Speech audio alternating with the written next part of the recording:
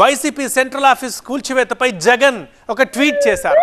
చంద్రబాబు రాజకీయ కక్ష సాధింపు చర్యలకు దిగారంటున్నారు ఏపీ మాజీ సీఎం. తన దమనకాండను మరో స్థాయికి తీసుకెళ్లారంటున్నారు. చంద్రబాబు నియంతలా వ్యవహరిస్తున్నారు. దాదాపు పూర్తయిన కార్యాలయాన్ని కూల్చివేశారు. హైకోర్టు ఆదేశాలను కూడా బేఖాతరు చేశారన్నారు జగన్. 5 ఏళ్ల పాలన ఎలా ఉండబోతుంది అనే దానికి ఈ ఘటన ద్వారా హింసాత్మక సందేశం ఇచ్చారు. బెదిరింపులకు కక్ష సాధింపు చర్యలకు భయపడేది లేదు అంటున్నారు జగన్. ప్రజల తరఫున ప్రజల కోసం గట్టి పోరాటం చేస్తాం. చంద్రబాబు దుశ్చర్యల్ని ప్రజాస్వామ్యవాదులు ఖండించాలంటూ ఈ మేరకు ఒక పోస్ట్ చేశారు ఏపీ మాజీ సీఎం.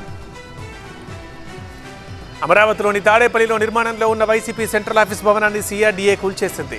ప్రొక్లైనర్లు బుల్డోజర్లతో కూల్చేశారు అధికారులు. నిర్మాణంలో ఉన్న వైసీపీ సెంట్రల్ కార్యాలయం పూర్తిగా నేలమట్టమైంది. భారీ బందోబస్తు మధ్య కూల్చివేత పనులు పూర్తయ్యాయి. 7 ప్రొక్లైనర్లతో 2 గంటల్లో భవనాన్ని కూల్చేశారు. ఈ వైసీపీ ఆఫీస్ కూల్చివేతపై మాజీ మంత్రి అంబటి రాంబాబు ట్వీట్ చేశారు. సూపర్ 6 అమలు కన్నా వైసీపీ ఆఫీస్ని కూల్చడమే ముఖ్యమని భావించారంటూ అంబటి విమర్శించారు.